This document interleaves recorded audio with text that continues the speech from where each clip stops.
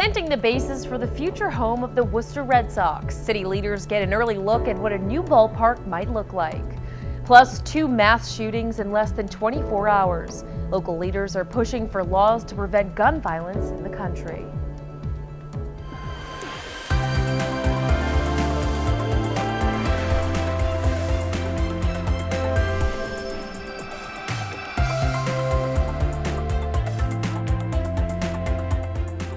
Good evening and thank you for joining us. I'm Anna Bottary. An act of vandalism at a park in Shrewsbury has one woman urging others to be on the lookout.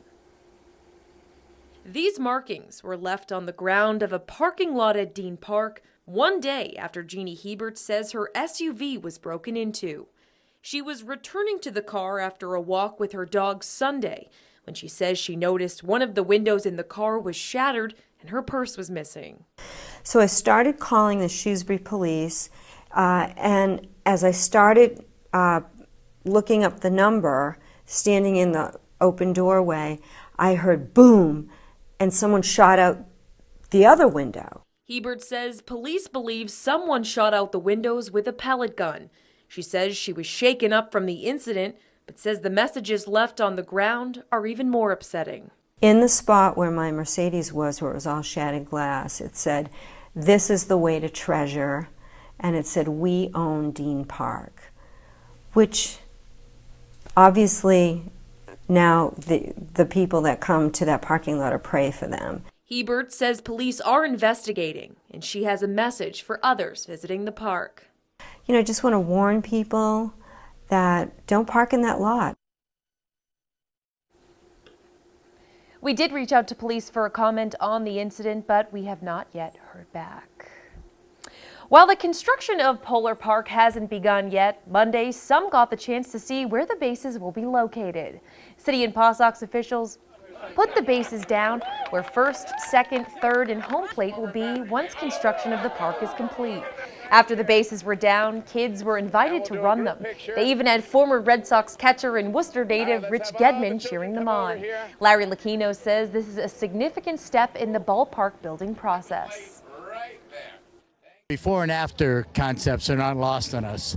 We're eager for as many people to see the before as possible because the after will be quite a different matter for the city and for the team. The ballpark is expected to open April of 2021. 2 deadly mass shootings, one in Texas, the other in Ohio, sending shockwaves across the country. President Donald Trump says the nation must condemn racism, bigotry, and white supremacy. Locally, Congressman Jim McGovern says there needs to be more of a change. Our Brittany Schaefer has more. Enough with the thoughts and prayers. It's time for action. Congressman Jim McGovern is demanding change following the mass shootings in El Paso and Dayton. The House of Representatives passed a universal background check bill over 150 days ago. Mitch McConnell's not done a damn thing. He ought to reconvene the Senate and at least pass that. The House of Representatives passed a bill which would require a background check for most firearm transfers. A second bill would extend the amount of days a firearm dealer must wait for a response from the background check system from 3 days to 10. Both bills passed in February, but the Senate hasn't taken action. Expanded universal background checks would protect a lot of lives. I mean, we know that for a fact. We also passed a bill that closed the so-called Charlestown loophole, which enabled Dylan Ruth to be able to obtain a firearm, and he went out and killed all those people in that church in South Carolina. That's not going to solve all the problems, but that's a step in the right direction. Dr. Erica Smith is the chair of the political science program at Nichols College. She says the Bill of Rights was written in 1791, but in 2008, the Second Amendment was changed. In 2008, we had a really important Supreme Court case where they overturned a DC ban on handguns.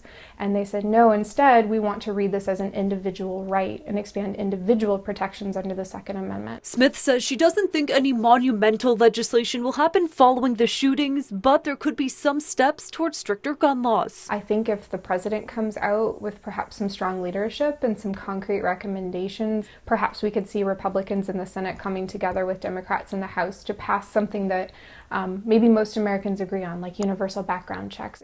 McGovern says hopefully those 2 bills will pass in the next few months. Then he would like to see a ban on semi-automatic weapons. In Worcester, Brittany Schaefer, Worcester News Tonight. A year ago this month, an EF1 tornado touched down in parts of central Massachusetts. Businesses and residents in Webster and Dudley dealt with the aftermath for months. But many say they would not have been able to get back on their feet if it weren't for the community support. Our Aaron Keating spoke with businesses today and has more on their rebuilding efforts. New floors are in place at the Dancer's Soul. It's been 1 year since an EF1 tornado tore through the dance studio in downtown Webster, causing serious damage. Our upstairs studio space was completely gutted. The roof came off and we had to do a complete renovation. We lost some of our front windows. We had some water damage, and then we have a storage facility in our basement that had some damage as well. Winds reached up to 110 miles per hour. The tornado caused many businesses to shut down for renovations. Studio owner Kristen St. Laurent says although they were able to relocate to a temporary location in Oxford, they couldn't have done it without community support.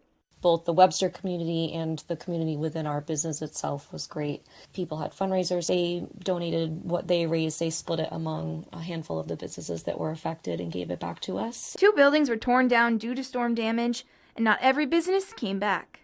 Town Administrator Doug Willardson says Webster has since completed a hazardous mitigation plan to prepare for an event like this.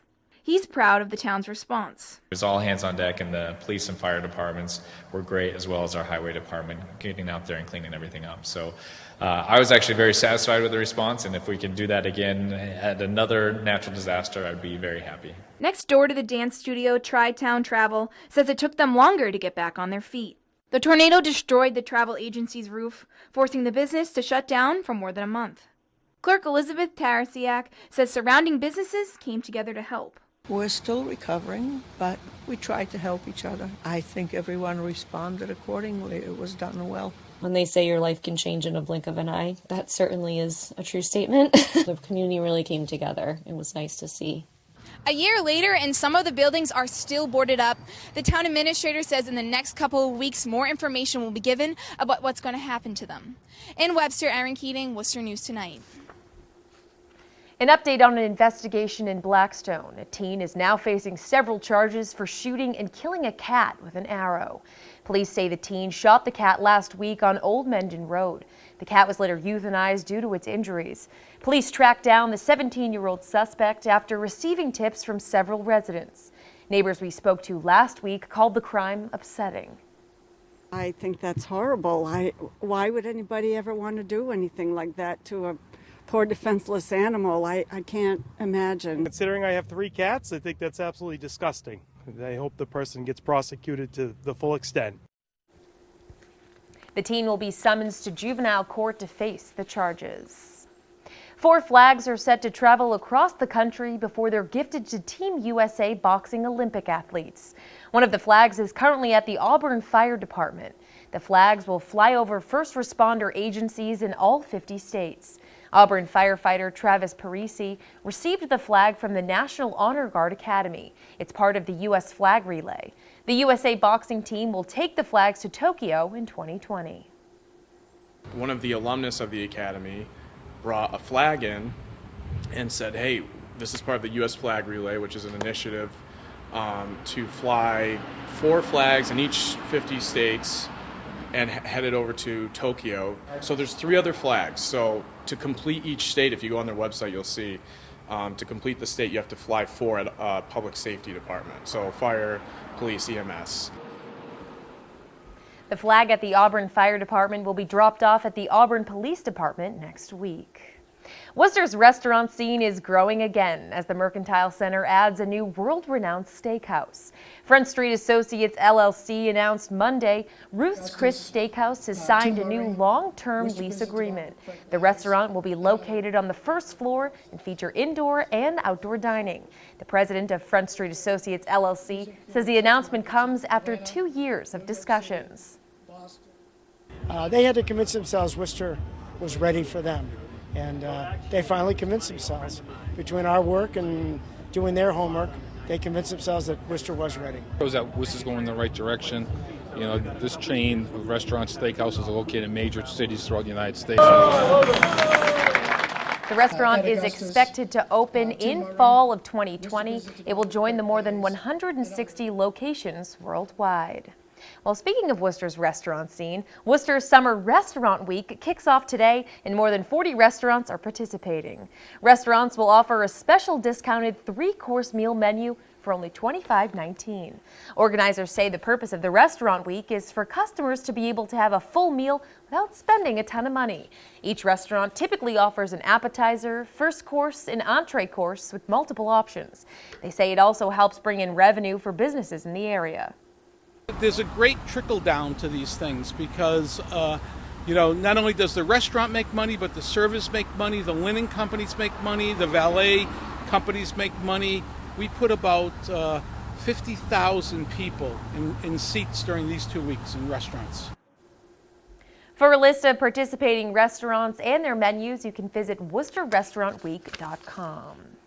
If you plan on dining during the state's sale tax holiday this month, you'll still have to pay the 6.25% Massachusetts meals tax.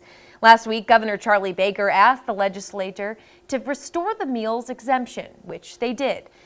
Restaurants were unclear about how to administer a tax break. The sales tax holiday is August 17th through the 18th.